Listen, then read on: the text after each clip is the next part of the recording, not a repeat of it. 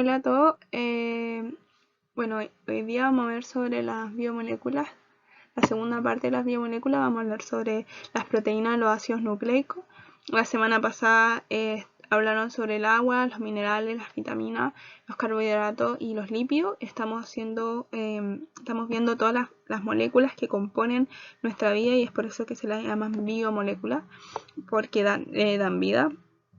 Y bueno, como les decía, hoy día nos va a tocar ver sobre las proteínas, los ácidos nucleicos. Bueno, ¿qué son las proteínas? Bueno, las proteínas primero tienen que saber que son las moléculas, las macromoléculas más abundantes. Una de las más abundantes tiene múltiples funciones, tiene múltiples formas. Son muy distintas por cada organismo, vamos a hablar de eso más adelante. Y bueno, cuando se habla de macromolécula es porque es una molécula más grande que está compuesta por moléculas más chicas, o sea, por micromoléculas, y juntas hacen una macromolécula, y en este caso una proteína. Ya, entonces por eso es que se le llama que las proteínas son polímeros, que están compuestos por monómeros. Entonces cuando uno hace referencia a un polímero es como casi lo mismo que una macromolécula, es decir, una molécula que está compuesta por monómeros, que son moléculas más pequeñas. Ya, en el caso de las proteínas, los que las van a formar van a ser los aminoácidos. Ya, los aminoácidos son las pequeñas moléculas que van a formar, se van a unir lado a lado, como se le ve acá en este dibujo, que es una ilustración muy básica de lo que ocurre. Por ejemplo, digamos que estos circulitos verdes son los aminoácidos y se van uniendo entre sí lado a lado para ir formando una proteína. ¿Ya? Y estos aminoácidos y las proteínas en general están compuestas por los elementos químicos de los carbonos, hidrógeno, oxígeno, nitrógeno y a veces azufre. Entonces, ¿qué son los aminoácidos? Bueno, los aminoácidos son una molécula más pequeña, como les digo, que está formada por carbono, oxígeno, hidrógeno, nitrógeno, y para hablar sobre ellos siempre se le clasifica en distintos grupos, ¿ya? Es decir, ¿qué componen los aminoácidos? Primero está el grupo amino, que es una parte de la molécula que tiene un nitrógeno ya unido con dos hidrógenos. La otra parte de la molécula, al otro extremo, está el grupo que se le denomina grupo carboxilo, que recibe su nombre por nomenclatura química porque tiene dos oxígenos unidos a un carbono y un hidrógeno. ¿Ya? Y además está el grupo R, que este grupo R es distinto en cada aminoácido. Más adelante lo vamos a ver a través de una tabla de todos los aminoácidos que existen, que va a ir variando por cada aminoácido que hay. Y todos estos grupos, bueno, la molécula de hidrógeno que hay, todos estos grupos están unidos a un puro carbono, que es un carbono principal que se le denomina carbono alfa, que es una nomenclatura que se les da cuando el carbono es como el principal o el primero de.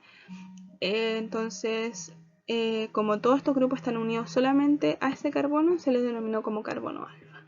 ¿Ya? Y entonces aquí está la parte como ionizada del aminoácido, que se refiere a esto, que cuando está en presencia de cierto pH, el aminoácido está ionizado, es decir, que tiene el nitrógeno, ganó una molécula de hidrógeno, y el grupo carboxilo perdió una molécula de hidrógeno. Entonces va a quedar con una carga negativa y este otro va a quedar con una carga positiva. ¿Ya? Eso. Entonces, existen millones de aminoácidos, millones, pero solamente 20 de estos aminoácidos forman las proteínas. Solamente estos aminoácidos que están en esta tabla son los encargados de unirse lado a lado para que vayan formando la proteína. ¿Ya? Entonces, como yo le estaba diciendo en delante, existe una estructura básica que están todos unidos a este carbono alfa, el carbono principal. Entonces, como pueden ver acá, está la estructura básica en amarillo. Está toda esta parte en amarillo, está la estructura básica que le mostré en la diapositiva anterior, que está el grupo carboxilo, el grupo amino, el hidrógeno y el carbono alfa, y lo que va a ir variando, como les dije, es el grupo R. Es la otra parte que está unida al carbono que va a ir variando por cada aminoácido. Ven que es distinta por cada aminoácido. Y este grupo R es el que le va a dar distintas características físico-químicas, o sea, le va a permitir que interactúe con distintas sustancias, con distintas moléculas, por ejemplo, estos aminoácidos van a interactuar con distintas moléculas que estos aminoácidos de acá. Porque, por ejemplo, estos son hidrófobos, o sea, es decir, que tienden a alejarse del agua, y en cambio los de acá, los polares, tienden a unirse al agua. Y esto más que nada es por el grupo R que está. Por ejemplo, por lo general, los polares se le denominan a los que tienen polos, que son distintos de un extremo a otro, pero más que nada cuando tienen un oxígeno, por lo general son como polares, o otra molécula que no sea el carbono, como el azufre o el nitrógeno, ¿ya? En este caso es distinto porque al final tienen hartos carbohidratos, y entonces eso como compensa lo que pueda la interacción que pueda llegar a tomar el azufre. ¿Ya? Entonces existen dentro de estos 20 aminoácidos, la mitad, o sea 10 de ellos son esenciales. ¿Qué se le llama que sean esenciales? Es que nosotros no los producimos. Entonces sí o sí tenemos que consumirlo a través de una dieta. Entonces por eso es importante tener una dieta que sea rica en proteínas, porque vamos a degradar estas proteínas y vamos a obtener los aminoácidos que nosotros no podemos formar, no podemos crear, y así vamos a tenerlo en disposición para formar las proteínas que necesitamos para que nuestro organismo funcione. ¿Ya?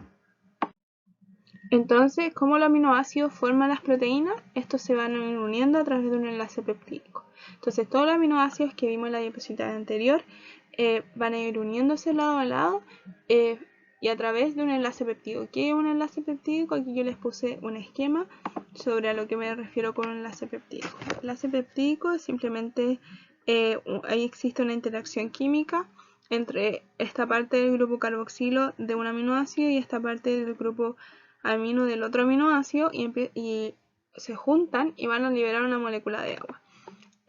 Simplemente porque se van a juntar dos hidrógenos y un oxígeno. Entonces esto es lo mismo que una molécula de agua. ¿Ya? Entonces así se forma un enlace peptídico, es cuando dos aminoácidos reaccionan y se unen entre sí, y cuando se unen se liberan estas moléculas de agua porque se va a unir el carbono con el nitrógeno. Y pueden ver acá este resultado, que ha unido directamente el carbono con el nitrógeno. Entonces estas moléculas de acá ya no van a ser necesitadas, entonces se van a liberar como agua. ¿Ya? Y es por eso que se le denomina el enlace peptídico como una reacción de condensación, porque libera una molécula de agua. Entonces, así van a ir formándose las proteínas, cuando los aminoácidos se van a ir uniendo entre ellos y van a formar un enlace peptídico. Es importante que ustedes sepan que la diferencia entre los enlaces que nosotros les vamos hablando, ¿ya? Es importante que sepan que, por ejemplo, la semana pasada vieron sobre los carbohidratos.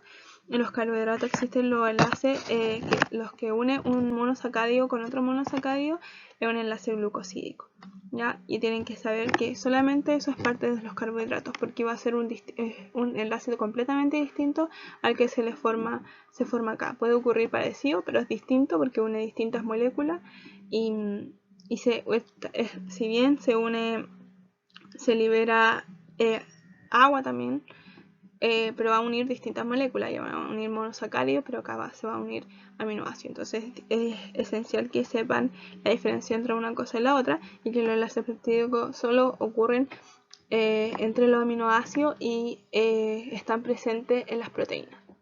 ¿Ya? Entonces la unión de dos aminoácidos va a formar un dipéptido, la unión de tres aminoácidos va a formar un tripéptido, y cuando se unen más de 3 pero menos de 10 va a ser un oligopéptido.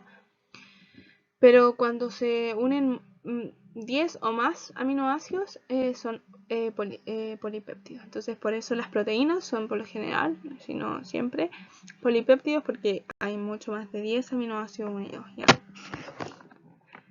Eso.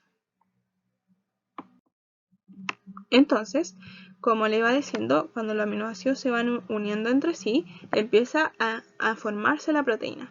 Y entonces esta proteína, antes de llegar a su estructura funcional, tiene que pasar por varios niveles estructurales. Estos niveles estructurales se llaman estructura primaria, estructura secundaria, estructura terciaria y estructura cuaternaria.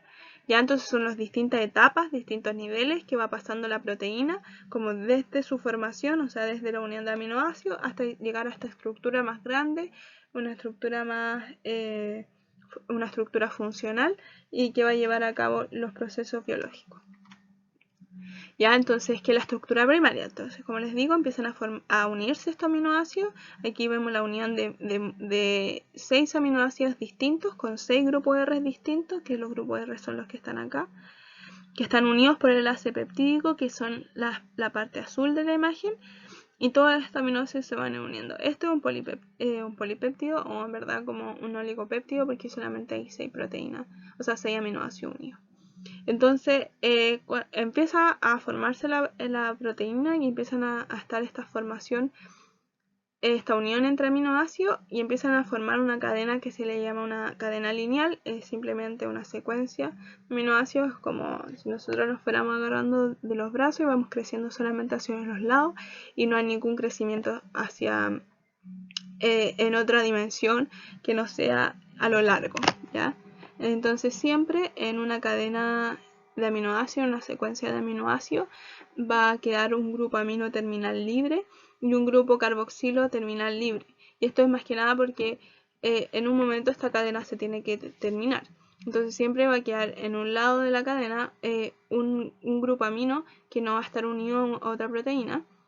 Ya, como vimos en la diapositiva anterior, un enlace peptídico se forma a través de la unión entre un grupo amino y un grupo carboxilo de los aminoácidos, pero si no hay nada unido, entonces el grupo carboxilo va a quedar libre y el grupo amino va a quedar libre. Entonces, siempre a un extremo va a quedar uno y el otro, y por eso se le llama terminal, porque terminan una parte de la secuencia de aminoácidos y el grupo amino termina la otra parte de la secuencia.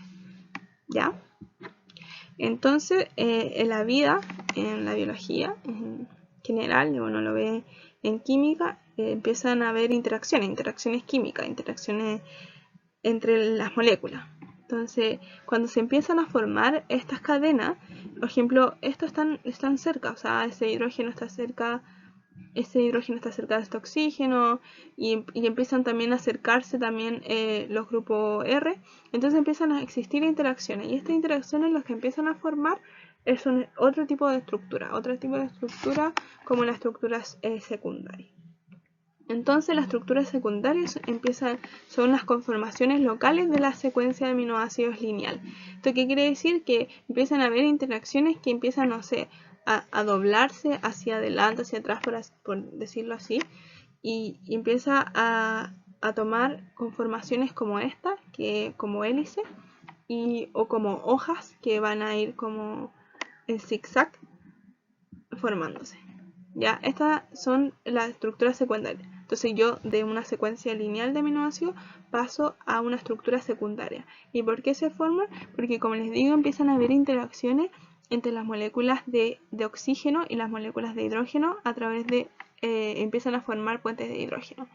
Yo no sé si en la clase pasada de biomolecular hablaron sobre las moléculas, sobre los puentes de hidrógeno, pero en los puentes de hidrógeno simplemente se forman porque empieza a haber una interacción muy fuerte entre el oxígeno y los hidrógenos, y es simplemente por la diferencia electronegativa que tienen estos componentes químicos, y entonces empieza a haber una interacción muy fuerte y ellos quieren como juntarse, ¿ya? Entonces, al querer juntarse, empiezan a formar una atracción tan fuerte que se les denomina puente de hidrógeno, y se empiezan, por eso esto mismo, porque estos dos se quieren juntar, empiezan a formarse estos dobleces, ¿ya? O en este caso, estas formas de zigzag. Como podemos ver, los puentes de hidrógeno son esta parte de aquí, que son los puntitos azules, y acá en la parte de zigzag también acá, pero se ven más chiquititos porque es como que si estuvieran más cerca. Ya, entonces, como empieza a existir la interacción entre el oxígeno del grupo carboxilo de un aminoácido con un hidrógeno del grupo amino del mismo aminoácido, empiezan a haber estas interacciones entre un aminoácido que está cerca, un aminoácido vecino. Entonces empiezan a haber estas interacciones y empieza a doblarse. Ya es como si nosotros hubiéramos estado todos en línea juntos, pero yo quería juntarme con el tipo que está como 3 posiciones más, entonces yo me empiezo a acercar y para eso empiezo como a doblar la cadena. Es simplemente eso lo que pasa. Ya, y cómo yo voy a tomar una forma, cómo la secuencia de aminoácidos va a tomar una forma de hélice o de lámina. Eso va a depender de los grupos R. ¿Ya? ¿Qué tipo de grupo R tienen? Si va a ser afín o no para juntarse de esta forma. Si por ejemplo este grupo de R acá va a ser, como va a estar un poquito más cerca que este grupo de R acá, son afines, o si son lo suficientemente, si tienen un tamaño que les permita, porque todas estas moléculas están de forma tridimensional, es decir, tienen un volumen. Entonces, si por ejemplo este grupo de R de acá es muy grande como para estar muy cerca de este grupo de R de acá, entonces quizás va a tender a tener otro tipo de forma, porque aquí van a estar un poquito más separados, por ejemplo. O simplemente no se repelen entre sí, entonces van a tener esta conformación. ¿Ya? Yo en las guías le puse, por ejemplo, distintas combinaciones de ciertos aminoácidos que tienden a formar una cadena de alfa hélice o una estructura secundaria de lámina beta. ¿Ya? Pero no es necesario que se lo aprendan de memoria, simplemente que sepan por qué ocurre, como a grandes rasgos, qué está pasando para que pase esto. Entonces las estructuras secundarias se empiezan a formar simplemente porque hay una interacción entre el oxígeno y el hidrógeno de un grupo amino con un grupo carboxilo y empiezan a formarse puentes de hidrógeno. Entonces la cadena que al principio era lineal, la aminoácido empieza a doblarse. ¿Ya? Entonces, después de la estructura secundaria, cuando ya se empiezan a doblar estas secuencias de aminoácidos, empiezan a existir aún más interacciones químicas. Ya no solamente el oxígeno se quiere juntar con el hidrógeno, sino que las moléculas de las distintas moléculas que puede tener los distintos grupos R también van a empezar a interactuar entre sí. Y entonces esto va a generar que empiecen a existir plegamientos. ¿Ya? Es decir, que las estructuras secundarias, las grandes, por ejemplo, esta es la cadena aminoácidos, con su estructura secundaria, en este caso son puras láminas. Estas son como láminas y estas quizás puedan ser como hélice. Empiezan a doblarse, empiezan a haber plegamientos porque las estructuras en los grupos R empiezan a interactuar entre ellos, o bien se quieren repeler o se quieren juntar y entonces empiezan a doblarse. Entonces, desde la estructura secundaria pasamos a la estructura terciaria. Y aquí es el momento cuando una proteína, es lo suficientemente grande o existen las suficientes interacciones químicas para que empiece a tener una estructura funcional. Este es el punto donde la proteína ya es funcional y puede tener las distintas funciones que tiene en nuestro cuerpo, que también vamos a ver más adelante cuáles son las distintas funciones que lleva a cabo. ¿Ya? Pero no solamente se queda ahí, hay proteínas que llegan a la estructura cuaternaria, y la estructura cuaternaria es simplemente el plegamiento, la unión de distintas estructuras terciarias, se unen y forman una estructura más grande y distinta y tiene una proteína mucho más grande. Por lo general estas proteínas se le denomina que tienen subunidades, es decir que, por ejemplo, aquí hay distintos colores, un verde más oscuro, un verde más claro, y todos estos corresponden a una estructura terciaria distinta, a una cadena polipéptida distinta, y que estos distintos colores se les van a llamar las subunidades de una proteína completa. ¿Ya? Este es un ejemplo, este es una ilustración de una hemoglobina. Yo no sé si ustedes conocen la hemoglobina, pero la hemoglobina es un glóbulo rojo, se le conoce como glóbulo rojo, que es el encargado de transportar oxígeno en la sangre por el torrente sanguíneo, porque el oxígeno solo es muy tóxico para nuestro cuerpo, entonces necesita que alguien lo lleve, ¿ya? Entonces, la hemoglobina es un ejemplo de una estructura cuaternaria de una proteína, una proteína bastante grande y que tiene 4 subunidades, pero 2 de ellas son iguales, la beta son iguales. Y esta parte de acá es el sitio de unión del oxígeno. Ya, simplemente eso. Pero este es un ejemplo, ¿ya? Y esto sería entonces cómo se forman las proteínas. Así se van formando las proteínas y van tomando las distintas conformaciones a nivel tridimensional. Bueno, ¿y cómo pasa esto? ¿Cómo ocurre esto yo no se los puse en la guía, pero los quería hablar como para que entiendan, no estaba hablando acá cuando es necesario que se lo aprendan, sino que para que entiendan un poquito más cómo ocurren la estructura, los distintos niveles estructurales de una proteína. Entonces, como yo les decía, empiezan a haber interacciones químicas entre los distintos elementos, entre las distintas partes de la molécula. Y estas interacciones simplemente van a variar, van a depender de la molécula. Por ejemplo, aquí hay una cadena polipéptida. Y, por ejemplo, esta parte azul son más afinas al agua y esta parte verde no. Entonces, cuando una molécula siempre va a tender a estar en su zona de confort, va a tender a estar cerca de la sustancia que más la agradan, por así decirlo, que más interacción química hay. Entonces, por ejemplo, las hidrofóbicas no van a querer estar cerca del agua, entonces van a tender a alejarse del agua y por lo general tienden a juntarse entre ellas. Entonces, por ejemplo, eso es lo que pasa acá cuando yo los pongo al agua, las partes verdes se van a tender a juntar, entonces va a cambiar la conformación inicial a esta de acá y las partes azules van a tender a estar más cerca del agua. Entonces, por ese tipo de cosas que pasan las estructuras secundarias, las estructuras terciarias e incluso las estructuras cuaternarias de una proteína, ¿ya? Porque empiezan a haber interacciones de los oxígenos, de los hidrógenos, de los nitrógenos, de los azufres con otros tipos de moléculas, ¿ya? Y no solo eso, sino que también pueden haber interacciones electrostáticas, atracciones electrostáticas, y estas son cuando, por ejemplo, una molécula tiende a tener una carga negativa y otra molécula tiende a tener una carga positiva. Entonces van a interactuar entre ellos porque como uno es negativo y otro positivo, se van a tender a atraer porque los polos opuestos se atraen, entonces van a tender a juntarse. ¿Ya? También como movimos en la estructura secundaria, la formación de los puentes de hidrógenos, porque un oxígeno va a tender a acercarse a un hidrógeno porque se van a tender a atraer por la diferencia de electronegatividad que existe entre ellos. ¿Ya? Y también están, por ejemplo, las atracciones de Van der Waals, que son simplemente interacciones, se le denomina así por el tipo que la descubrió, pero son interacciones hidrofóbicas que ocurren por lo general los carbonos. Cuando hay muchos carbonos, son hidrofóbicos, es decir, que se van a tender a alejar de las moléculas de agua, entonces se van a atraer entre ellos. ¿Ya? Es por eso mismo que, por ejemplo, una cadena de los lípidos, o sea, por ejemplo, los ácidos grasos que vimos la semana pasada, los lípidos, en general todos son hidrófobos. Si uno pone un aceite en un vaso y agua, van a tender a separarse, y es porque las cadenas de ácidos grasos tienen muchos carbonos y cero oxígeno, no hay ningún oxígeno. Entonces esto va a generar que, como no hay ningún oxígeno en las cadenas de ácidos grasos y puros carbonos, no van a generar, no vaya a haber atracción con las moléculas de agua.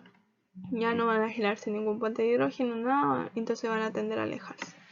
Ya, otro tipo de enlace covalente, así se le llaman a este tipo de atracciones, enlace no covalente, porque no quedan pegados siempre, sino que, por ejemplo, estos no quedan unidos a través de un enlace, sino que simplemente son atracciones y se empiezan a acercar, ¿ya? Y que tampoco no quedan como con un enlace covalente como acá, con una línea, sino no quedan juntos como para siempre, por así decirlo, y no es tan difícil romper estos enlaces.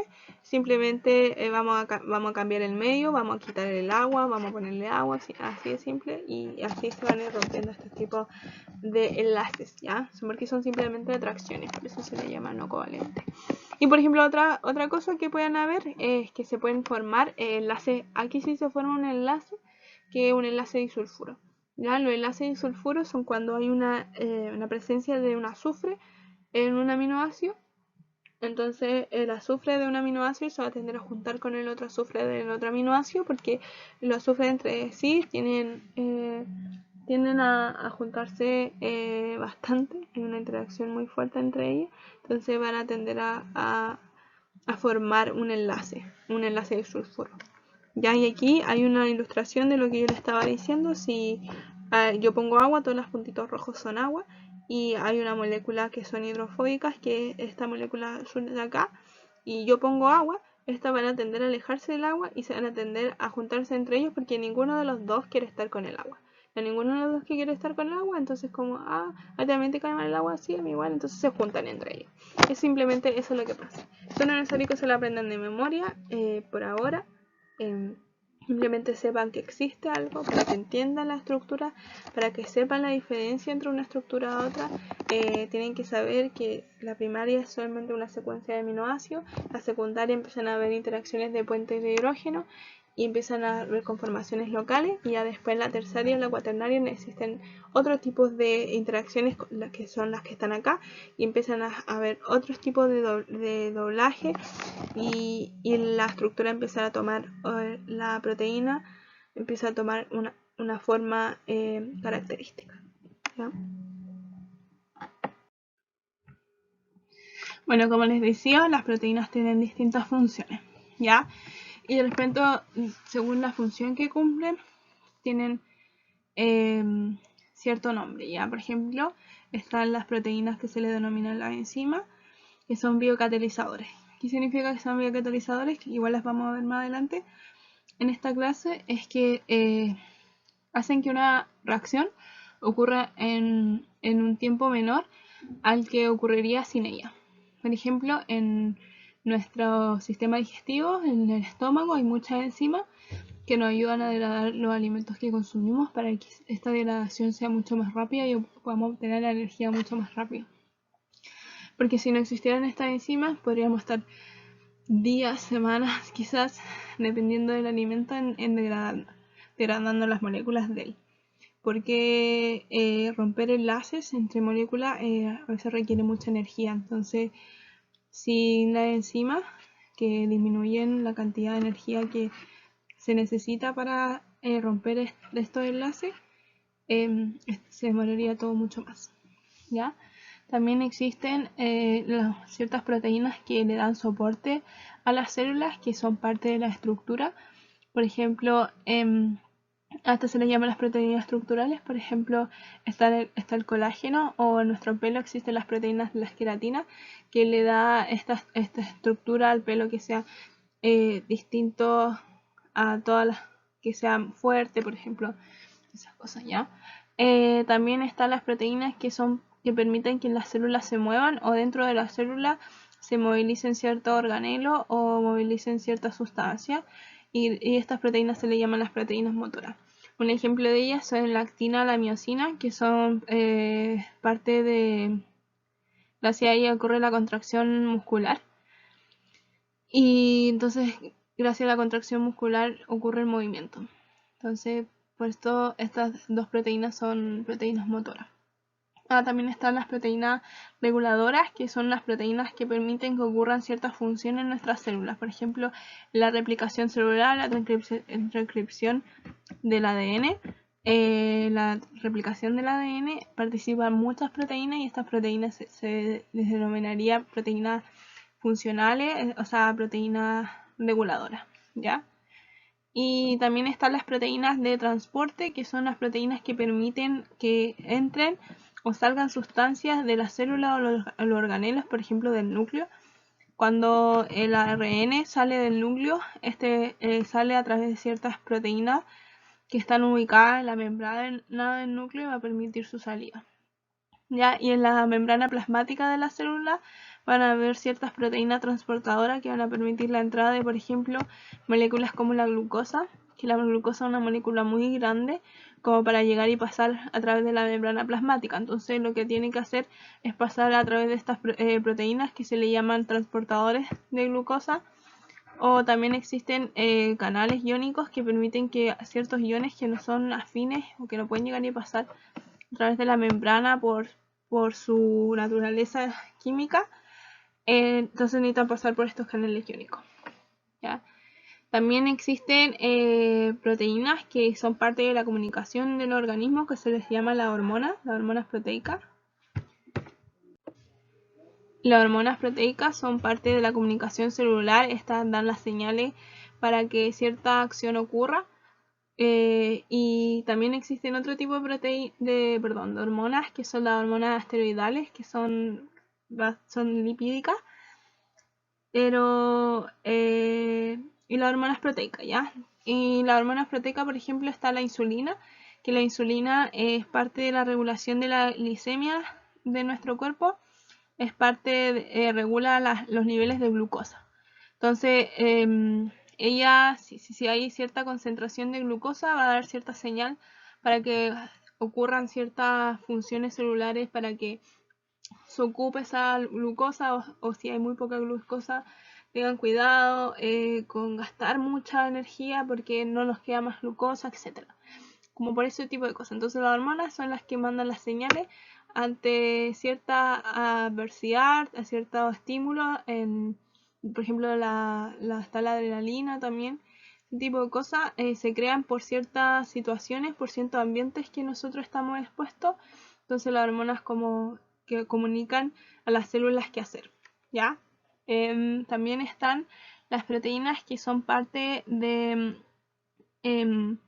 la respuesta celular, que son los receptores proteicos, que están ubicados en las membranas celulares, que reciben ciertas señales químicas o eléctricas que van a transmitir cierto estímulo y para que ciertas funciones ocurran. Por ejemplo, hay receptores en las membranas de las neuronas que van a detectar ciertas señales químicas o eléctricas y van a permitir la comunicación entre neuronas para que, no sé, nosotros nos movamos o pensemos, etc. Ya también están las proteínas de defensa, que son las proteínas que son parte de nuestro sistema inmune, que nos permiten como atacar a ciertos antígenos, a cierta bacteria, virus o a cierta sustancia que no pertenezca a nuestro cuerpo. Por ejemplo, están las proteínas que se les denominan los anticuerpos, que reconocen y ayudan a destruir a las bacterias y los virus. ¿Ya? También, por último, están las proteínas de almacenaje. Estas proteínas lo que hacen es que almacenan ciertos aminoácidos para que sean ocupados como energía en un futuro. Por ejemplo, estas proteínas son ocupadas como para cuando los animales invernan, ¿ya? Entonces estas proteínas estuvieron almacenando aminoácidos, entonces cuando son el momento de la invernación empiezan a liberar estos aminoácidos para que se ocupen como energía. Y también otro ejemplo es la germinación de las plantas, también están las semillas, también están este tipo de proteínas. Ya, propiedades que son muy importantes de las proteínas es que son específicas. ¿Esto qué quiere decir? Que son distintas por cada organismo. Nosotros incluso entre seres humanos son muy distintas las proteínas de nosotros a las proteínas que tiene mi hermana o mi familia, ¿ya? Pero tienen quizás cierta base parecida, pero son distintas porque hay tantos aminoácidos, como les decía, pueden haber tantas combinaciones de aminoácidos que puede, por ejemplo, haber, en vez de un aminoácido hay otro, entonces esto hace que cambien ya entre un organismo y otro.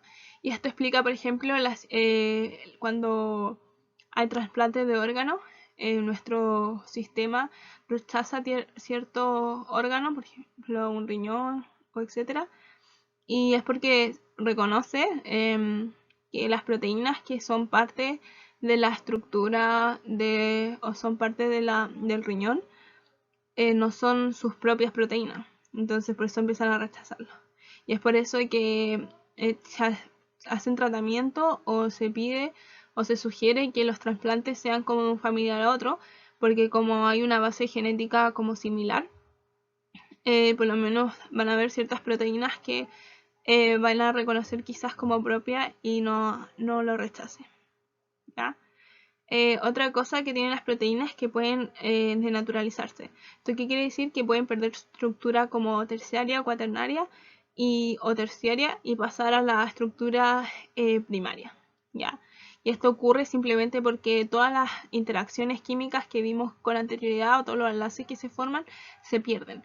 ¿Cómo se pueden perder estos enlaces? No sé, podemos cambiar el ambiente. Como les decía, por ejemplo, si yo pongo agua van a formarse ciertos enlaces. Si yo le saco el agua se van a perder esos enlaces. Si yo cambio el pH, es decir, la concentración de hidrógeno disponible, la concentración de iones disponible, también van a perderse ciertos enlaces porque van a querer interactuar con estos iones.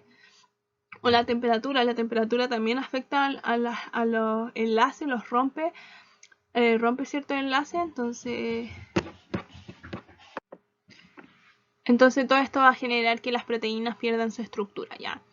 Pero otra cosa que tienen las proteínas es que también pueden volver a plegarse, pueden volver a la forma si perdieron su forma de, por ejemplo, estructura terciaria, puede volver a ella a través de retirando o de cambiando o volviendo a la condición original que tenía y quitándole la condición de estrés a la que estaban, por ejemplo. Por ejemplo, se hizo un experimento sobre que se puso una proteína en la urea. La urea es una sustancia química que tiene mucho nitrógeno, es muy tóxica.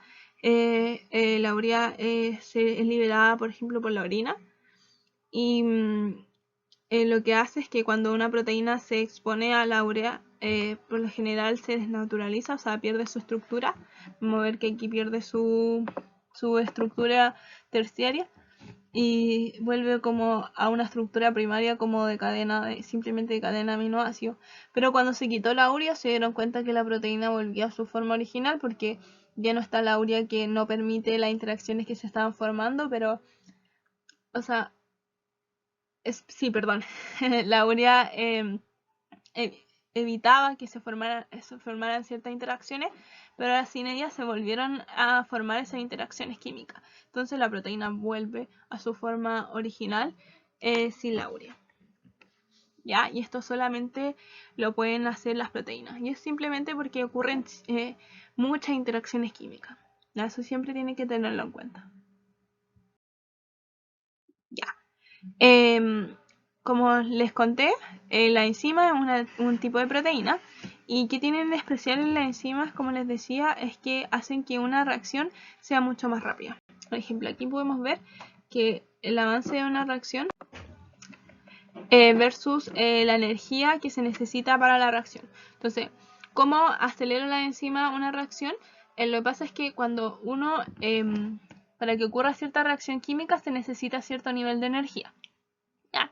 Que entonces en este caso sí la enzima sería esta roja. Se necesita esta cantidad de energía, toda esta cantidad de energía para que ocurra la reacción, porque este punto es la energía de activación, o sea, cuando yo llego a este punto la reacción va a ocurrir. Entonces lo que pasa es que muchas veces esta energía es muy alta para que nosotros lo logremos, o sea, se necesita mucho gasto energético. Entonces lo que pasa es que la enzima lo que hacen es que disminuye la cantidad de energía que nosotros tenemos que gastar para que ocurra esta reacción. ¿Por qué? Porque no se hace ciertas conformaciones, entrega ciertas interacciones que hace que la energía que necesitemos para que ocurra la reacción disminuya. Entonces esto hace que sea mucho más rápido la reacción porque yo voy a necesitar alcanzar una menor cantidad de energía. Entonces, por ejemplo, aquí yo les puse una imagen de cómo son las enzimas, más o menos. Y las enzimas tienen un sitio activo. Ya el sitio activo es donde se le van a unir los sustratos, es decir, los reactantes de la reacción para que la reacción ocurra. Entonces, en este caso, la enzima es la cosa azul y el sustrato sería el amarillo. Y donde está puesto esta molécula amarilla es el sitio activo. ¿Ya? A veces estas enzimas necesitan ciertos factores que se les denominan cofactores que son necesarios para que la enzima lleve a cabo su función. Ya estas son moléculas pequeñas como vitaminas, minerales, ciertas sustancias químicas que permiten que la enzima lleve a cabo, se active, etc., para que lleve a cabo su función. Una cosa que tienen las enzimas es que son demasiado específicas, es decir, que solamente ese sustrato se va a unir a esta enzima, solamente ese sustrato amarillo se va a unir a esta enzima azul. No hay ningún otro sustrato, si viene un sustrato rojo no se le va a poder unir a esta enzima, son demasiado específicas con su sustrato, ¿ya? Hay una enzima por cada sustrato. Entonces, ¿cómo ocurre la interacción entre la enzima y este sustrato? Se hicieron ciertos estudios y se postularon ciertos modelos que decía, por ejemplo, que la enzima, el primer modelo que se hizo, es que la enzima y el sustrato se unían a través de un tipo de modelo como llave cerradura, lo llamaron ellos. Decían que ese sitio activo que vimos en la imagen anterior tenía una cierta conformación que el sustrato se ajustaba a la perfección y es como por ejemplo como la cerradura y la llave, o sea, tienen esta forma y esta forma no cambiaba, llegaba al sustrato, se ajustaba, el sustrato cae con perfección, tiene exactamente la misma forma que un sitio activo, entonces se ajusta ahí y ocurre la reacción y no hay ningún cambio conformacional. Pero luego se hicieron otros estudios y se dieron cuenta que en verdad no es así como ocurre, porque las enzimas sufren ciertos cambios conformacionales. Cuando en verdad el sitio activo no tiene exactamente la misma forma que el sustrato, este sitio activo puede tomar cualquier otra forma, pero viene el sustrato, se acopla a este sitio activo y la enzima cambia la conformación para acoplarse, para moldear el sustrato, ¿ya? Entonces este modelo se le llamó el ajuste inducido y este es el modelo de interacción entre enzima y sustrato que en verdad ocurre. Entonces la actividad enzimática va a estar regulada por distintos factores, es decir, que también va a funcionar esta enzima, qué tan eficiente va a ser para disminuir la energía de activación, va a depender de la temperatura, del pH y la concentración de sustrato que hay disponible. Por ejemplo, aquí tenemos una curva donde se pone la actividad enzimática versus el pH. Y por ejemplo está la enzima, la pepsina, y esta es su curva de actividad enzimática, dependiendo del pH. Entonces, por ejemplo, al pH 1, este va a ser el valor de la actividad enzimática, al pH 2, este va a ser el valor de la actividad enzimática. Entonces, como podemos ver, que cuando hay el pH 2, la actividad enzimática es mucho mayor, el punto mayor de esta curva. Entonces, la enzima va a trabajar muy bien o va a ser lo más eficiente en ese punto. Ya si yo disminuyo o aumento el pH, esta actividad enzimática va a disminuir y entonces la enzima va a trabajar a menos eficiencia. Entonces esto va a depender de la naturaleza de los aminoácidos, es decir, que componen la enzima, porque la enzima, como estaba diciendo, una proteína, entonces depende de los aminoácidos que las compongan. A la enzima va a depender en qué pH va a estar su pH óptimo. Por ejemplo, hay enzimas que trabajan mejor a pH más alto, ¿ya? Entonces siempre se necesita que estas enzimas se mantengan a estos pH para que trabajen. ¿Ya? Si están en otro pH no van a trabajar. Lo mismo ocurre con la temperatura. Por lo general, en nuestro cuerpo humano está a 37 grados más o menos. Entonces, por lo general, una enzima humana típica, una normal, va a trabajar a su punto más óptimo a esa temperatura. O sea, cuando la temperatura es 37 grados, la enzima va a trabajar, va a ser más eficiente en ese punto. Pero si yo disminuyo la temperatura, la cinética molecular, o sea que tanto se mueven las moléculas, va a disminuir, entonces por lo general las reacciones químicas no van a ocurrir, ¿ya? Y mucho menos la actividad enzimática. Y lo mismo pasa que si yo aumento mucho la temperatura, voy a provocar una desnaturalización de la proteína, entonces la enzima va a perder su funcionalidad. Entonces tampoco va a trabajar a esos puntos. Lo mismo que el pH, y hay ciertas enzimas que tienen otro rango de temperatura en el que trabajan. Por ejemplo, hay enzimas que están en bacterias que son termófilas, que quieren decir que viven a temperaturas muy altas, porque hay bacterias que viven en cualquier lado. Entonces, por ejemplo, incluso bacterias en los volcanes. Entonces, estas bacterias van a tener enzimas que trabajen a puntos mucho más altos. Entonces, lo mismo, si yo disminuyo la temperatura a ese punto que ella trabaja, va a trabajar mucho menos, o si lo aumento mucho también va a tener efecto en su actividad. También la concentración del sustrato de la enzima va a afectar. O sea, si yo tengo mucha concentración de sustrato, o sea, si yo empiezo a aumentar la concentración del sustrato, la velocidad de la reacción va a aumentar porque más sitios activos van a ser llenados de la enzima, ¿ya? Entonces, la reacción va a ocurrir mucho más rápido porque la enzima está trabajando. Pero va a llegar un punto en que es la velocidad máxima, que es la saturación de la enzima. Es decir, todos los sitios activos, es decir, como vimos en la imagen anterior, o sea, esa enzima azul, va a tener ese sitio activo donde está unido el amarillo, pero va a tener muchos más, entonces van a haber muchas moléculas amarillas.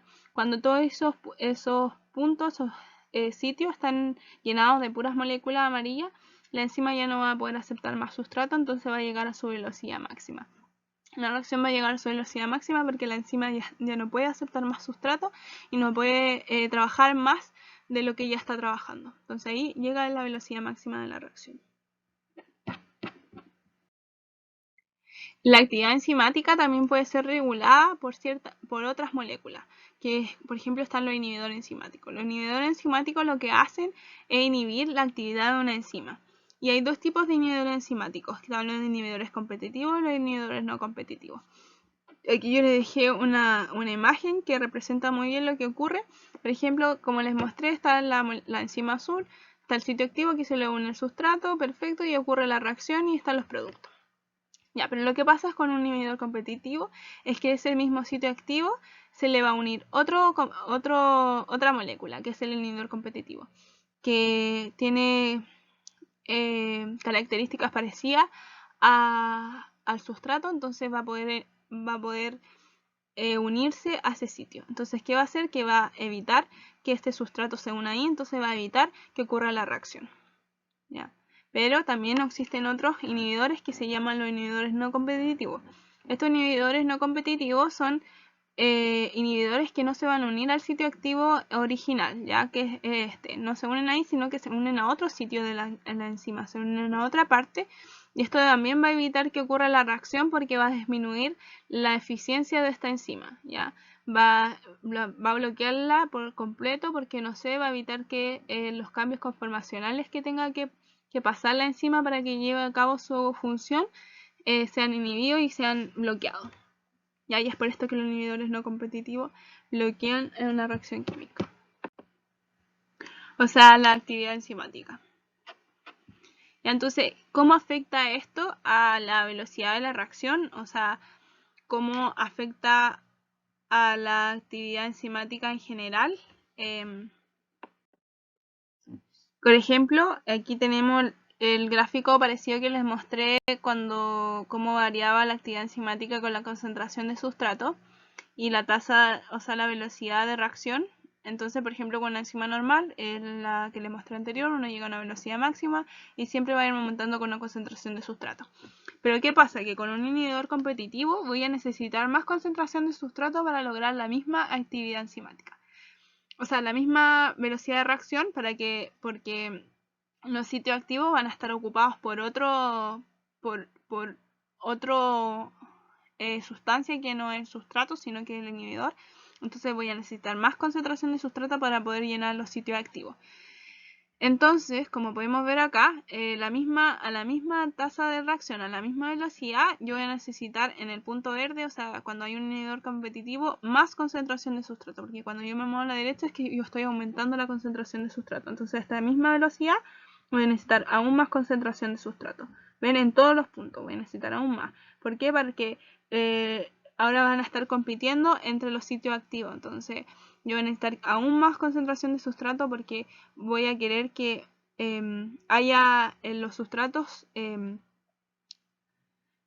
la concentración de sustrato sea mayor que la del inhibidor competitivo para lograr la velocidad enzimática, porque si es al revés, si hay más inhibidores competitivos se van a unir a la enzima que los sustratos.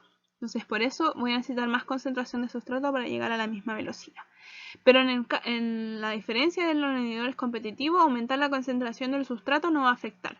No va a afectar en lo absoluto porque los inhibidores no competitivos se unen a un sitio activo totalmente distinto. Entonces, ¿qué es lo que pasa? Es que la velocidad de la reacción va a disminuir en lo general. La velocidad máxima va a ser totalmente distinta, mucho más baja que la original. Va a ser mucho más baja y no se va a poder lograr otra velocidad máxima que esta porque el inhibidor competitivo está unido a otro sitio activo y yo no lo puedo regular a través de la concentración de los sustratos. Entonces, no importa cuánta concentración de sustrato yo le eche, voy a llegar a esta velocidad máxima de reacción.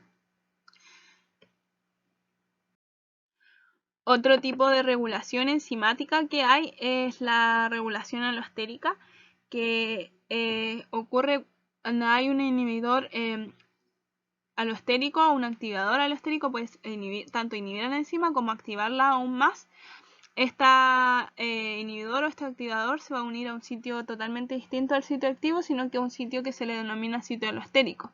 ¿Y cuál es la diferencia de los otros inhibidores? Por ejemplo, en el caso de la inhibición alostérica, es que este tipo de inhibidor va a afectar a todos los sitios activos. Por ejemplo, solamente esta molécula se une, solamente este sitio alostérico, no necesita unirse a todos los otros para afectarlos. ¿Por qué? Porque va a cambiar la conformación de la enzima, va a serla totalmente distinta. Entonces, por ejemplo, antes era aquí así, ahora va a ser así, entonces va a afectar otro tipo de sitio lo va a alterar y el sustrato no se va a poder unir ni a este ni a ningún otro sitio activo que hay alrededor de la enzima. La activadora hace todo lo contrario, o sea, va a activar la enzima, va a unirse a un sitio totalmente distinto que el sitio activo, lo va a alterar, lo va a cambiar y va a permitir que el sustrato se pueda unir, entonces va a permitir que la enzima esté activa. ¿Ya? Eso sobre la enzima. Ahora pasamos a ver a los ácidos nucleicos. Es importante antes de seguir avanzando que les quede muy claro que son las proteínas, que están compuestas por los aminoácidos, que hay distintas funciones, hay distintos tipos de estructuras que puede tomar la proteína, que es primaria, secundaria, terciaria y cuaternaria. Cuando están en las terciarias ya llegan a un punto de funcionalidad.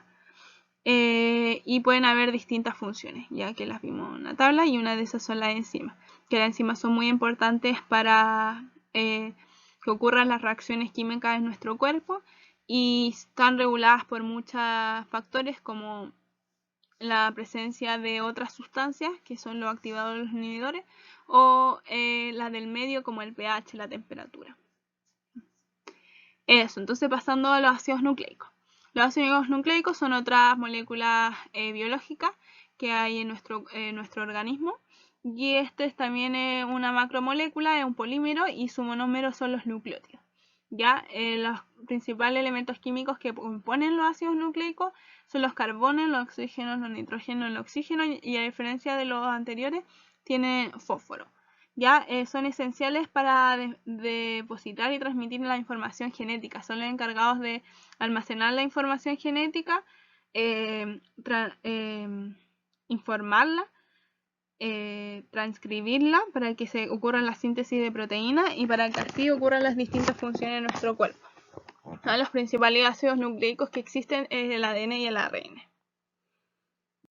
Entonces, primero tenemos que saber qué son los nucleótidos. Entonces, los nucleótidos, como les digo, son los monómeros del ácido nucleico. Estos nucleótidos se van a ir uniendo lado a lado, igual lo mismo que pasaba en las proteínas, y van a ir formando los ácidos nucleicos. ¿Qué tienen los nucleótidos? Es que están conformados por tres grupos distintos, ¿ya? Estos grupos tienen el grupo fosfato, que es un grupo que está compuesto por una molécula de fósforo y 4 oxígenos, y este va a estar unido a un grupo azúcar, a un sacárido, que puede ser tanto una desoxirribosa o una ribosa, va a depender si el ácido nucleico es un ADN o es un ARN. Y también hay un grupo que se llama bases nitrogenadas, que al final son las moléculas que están compuestas por nitrógenos. Hay muchos nitrógenos que las componen. ¿Ya? Y van a haber 5 diferentes tipos de bases nitrogenadas, que son la citosina, la guanina, la adenina, la timina y el uracilo. Lo que pasa es que el ADN es característico la timina, en cambio en el ARN, en vez de haber timina, hay uracilo. ¿Ya? Estos distintos grupos van a tener distintas funciones que van a permitir las distintas características de los ácidos nucleicos. Por ejemplo, el grupo fosfato va a formar el enlace fosfodiéster, que va a permitir la unión entre otros nucleótidos. El azúcar es como una base y va a ser distinta si es un ADN o un ARN. Y las bases nitrogenadas también tienen su función característica, que las vamos a ver más adelante. Entonces, partiendo con los grupos fosfato, el grupo fosfato, como les estaba diciendo, es el grupo que contiene el fósforo, y esto va a permitir que se ocurra un enlace fosfodiéster, que así se le llama, que este va a hacer que un nucleótido se una a un otro nucleótido. Entonces aquí podemos ver, por ejemplo, este es el ADN porque tiene timina y este es el ARN porque tiene uracilo. ¿Ya? Entonces aquí podemos ver que aquí está todo el nucleótido, aquí está el grupo fosfato, aquí está el azúcar y aquí está la base nitrogenada. Esto es un nucleótido y este nucleótido está unido al otro nucleótido. ¿Ya? ¿Cómo se une? Este grupo fosfato se une al carbono 3' del otro nucleótido. Aquí se le llama carbono 3'. Lo que pasa es que con nomenclatura, simplemente para enumerar los carbonos, se le dan números, este el 1, este el 2, este el 3, entonces este es 3'. Y donde está unido el grupo fosfato, está de la base del nucleótido original es en el carbono 5', ya está en el 5' está el grupo fosfato, y ese grupo fosfato se va a unir al carbono 3' del otro nucleótido, y así sucesivamente van a formar una cadena de nucleótidos que al final van a terminar formando un ácido nucleico, ¿ya? Es por eso que se le da la orientación de 3', 5', porque aquí queda un carbono libre como de 3', y aquí queda el grupo fosfato que está unido al 5', y esa es la orientación que hay. Por eso tienen esa nomenclatura. Ya el azúcar, como les decía, es una base donde están unidas el grupo fosfato y la base nitrogenada, y la diferencia entre la ribosa y la desoxirribosa es que en el carbono, en el segundo carbono, en el 2' va a estar unido en el caso de la ribosa 1H, y en el caso de la desoxirribosa solo una H, ¿ya? Esto le va a permitir como que el azúcar pueda, por ejemplo, va a permitir que tenga un puente de hidrógeno con otra molécula, por ejemplo, en cambio acá no. ¿Ya? Y les da ciertas características distintas al ADN y al ARN. Con respecto a las bases nitrogenadas, existen dos tipos de bases que son parte de los ácidos nucleicos, que son las purinas y las pirimidinas. Hay muchas otras bases nitrogenadas, pero estas son las dos grupos que son parte de los ácidos nucleicos. Y dentro del grupo purina se encuentra la adenina y la guanina, y dentro de la pirimidina se encuentran la timina, citosina y uracil. ¿A qué hace referencia esto? Es que las purinas tienen esta base, este esqueleto base que tienen aquí, ven que son iguales, y lo único que les va a diferenciar es que lo que está unido aquí a los lados. Y lo mismo en el caso de las pirimidinas, que son esta base es como parecía, ¿ya? Y los va a diferenciar lo que está unido, pero tienen por ejemplo aquí tienen dos estructuras cíclicas y aquí solo una. Ya son esos que se parecen entre ellos. ¿Ya? Y para diferenciar una a otra les doy un tips, que cuando uno dice como agua pura, se acuerda que la adenina y la guanina son parte de las purinas, de agua pura a de adenina y guanina, y que son puras de purina, ¿ya? Entonces para que así ustedes la puedan diferenciar. ¿Qué tienen en especial estas bases nitrogenadas? Que son son complementarias una a la otra. Una purina tiene un complemento de la pirimidina. En el caso de la adenina, su complemento es la timina, y en el caso de la guanina, su complemento es la citosina. Ya en el caso de que si estamos en presencia de un ácido nucleico el ARN, en vez de una timina, la adenina se va a unir al uracil. Ya tiene dos complementos, la timina y el uracil. ¿Ya? ¿Y cómo se van a unir estas? A través de puentes de hidrógeno. Van a haber interacciones entre puentes de hidrógeno. En el caso de la adenina y timina, solo van a poder lograr tener 2 puentes de hidrógeno, y el de guanina 3 puentes de hidrógeno. Ya lo importante es que al ser complementaria, por ejemplo, en la misma cantidad de adeninas que hay, va a haber de timina, y el resto va a estar de guanina y de citosina. Ay.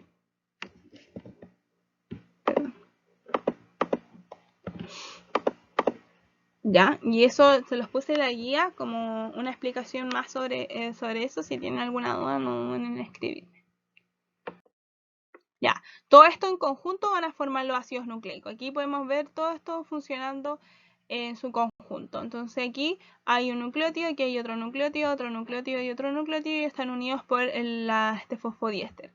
¿Ya? Ven que están unidos por el enlace fosfodiéster, aquí que está aquí, y aquí tienen su base nitrogenada, que va a estar unida a su base complementaria de otra cadena de ácido nucleico. Entonces esto va a generar que los ácidos nucleicos por lo general sean de doble hebra, que en el caso del ADN. El ARN a veces puede ser de una pura hebra, pero por lo general también existen de doble hebra. Entonces, entrando en más detalles sobre el ADN, como les decía, es un ácido nucleico que tiene de azúcar, en vez de la ribosa tiene una desoxirribosa, y está compuesto por dos cadenas polinucleótidas, ¿ya? Que está una y esta sería la otra, ¿ya?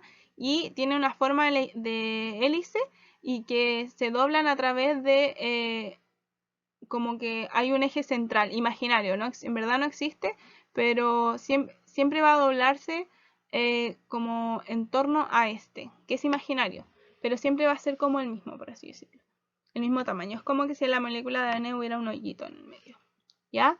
¿Y cómo se va? ¿Por qué tienen esta forma? Simplemente por las interacciones de las bases, ¿ya?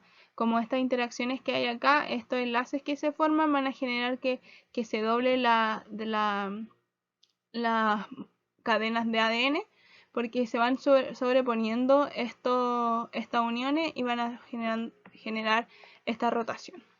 Y el ADN es muy importante porque contiene nuestro material genético. Ya esto lo vamos a ver igual más adelante, pero la secuencia de ADN que va a estar dada por las bases nitrogenadas va a entregar cierta información sobre las proteínas que hay que sintetizar. El material genético tiene la información, el ADN tiene la información de nuestros genes, tiene la información de que nos entregaron nuestros padres sobre cómo nosotros tenemos que ser, por así decirlo, cómo tenemos que estar formados.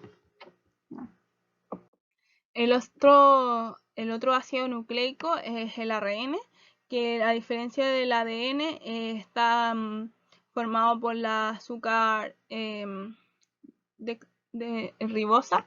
Y el ARN también tiene un rol muy importante porque es parte de la transcripción, o sea, nace a través de la transcripción del ADN, un ADN va a dar vida a un ARN y van a haber distintos tipos de ARN que están el rRNA, el mRNA y el tRNA, y hay muchos más, hay muchos otros tipos de ARN, pero estos son súper importantes porque son importantes para la síntesis proteica, ¿ya? El rRNA es parte de la estructura del ribosoma, que es donde ocurre la síntesis proteica. El mRNA se hace referencia al RNA mensajero, que es el que va a transmitir la información, o sea, va a hacer una copia del ADN para transportar la información, para saber qué proteína se tiene que sintetizar. Y el tRNA, el RNA de transcripción, que también es importante para la síntesis proteica porque él va a transportar los aminoácidos que tienen que plegarse hacia los lados para formar las proteínas, al ribosoma. Entonces van a llevarlo al ribosoma. Y el rRNA es parte de la estructura del ribosoma y el RNA mensajero va a llegar también al ribosoma porque le va a entregar la información. Además de eso, como les decía, el RNA también se puede... hay muchos más y una característica especial que tiene es que puede plegarse, ¿ya? Puede haber apareamiento entre sus cadenas de polinucleótidas y puede tener estas estructuras más como dobladas, ¿ya? Que el ADN no las tiene. Y esto es por las diferencias que tienen, como el azúcar y también por la base nitrogenada distinta que tienen, ¿ya?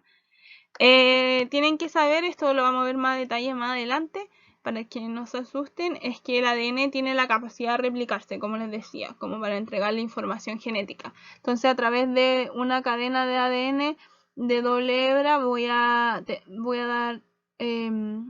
copiar una y la otra y voy a tener dos cadenas de ADN idénticas a la original. Ya no voy a entrar en detalles sobre las proteínas que se ocupan para la replicación de ADN, pero tienen que saber que son muchas y todas ellas cumplen distintas funciones, ¿ya? Y esto es muy importante porque permiten duplicar y mantener el material genético que es necesario para la síntesis de proteica, ¿ya? Aquí al final les dejo una tabla resumen sobre la diferencia entre el ácido nucleico del ADN y el ARN. Aquí resume que es el azúcar distinta que tienen, las bases nitrogenadas distintas o iguales que tienen y bueno, el grupo fosfato es el mismo. Ya esta está la guía, así que para que lo repasen.